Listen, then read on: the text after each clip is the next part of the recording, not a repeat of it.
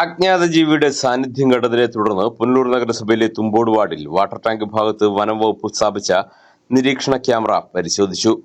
പരിശോധനയിൽ അസ്വാഭാവികമായി യാതൊന്നും കണ്ടെത്താൻ കഴിഞ്ഞില്ലെന്ന് വനം വകുപ്പ് അധികൃതർ അറിയിച്ചു.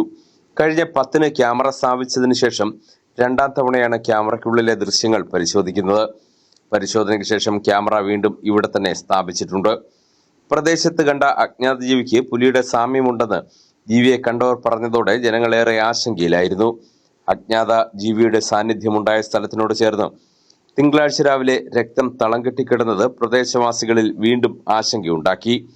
വാർഡ് കൗൺസിലർ വിവരം അറിയിച്ചതിനെ തുടർന്ന് സ്ഥലത്തെത്തിയ Ambanad forest station deputy range officer ഷാജിയുടെ നേതൃത്വത്തിൽ പ്രദേശത്ത് വിശദമായ പരിശോധനയും നടത്തി.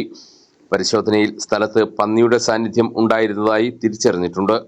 നിലവിൽ ലഭ്യമായ വിവരങ്ങൾ ഒന്നും തന്നെ ഇതുവരെയും പുലിയുടെ സാന്നിധ്യം കണ്ടെത്താൻ കഴിഞ്ഞിട്ടില്ലെന്നും ആശങ്കാപരമായ യാതൊരു സാഹചര്യവും നിലവിലില്ലെന്നും വനംവകുപ്പ് അധികൃതർ പറയുന്നു. സ്ഥലവാസികൾ അജ്ഞാത ജീവിയുടെ സാന്നിധ്യം കണ്ടുവെന്ന് പറഞ്ഞ 2 സ്ഥലങ്ങളിലാണ് വനംവകുപ്പ് നിലവിൽ ക്യാമറകൾ സ്ഥാപിച്ചിരിക്കുന്നത്. വരും ദിവസങ്ങളിലും ക്യാമറകളിൽ പതിയുന്ന ദൃശ്യങ്ങൾ പരിശോധിക്കുമെന്ന് വനംവകുപ്പ് അധികൃതർ അറിയിച്ചു. News bureau, Punalur.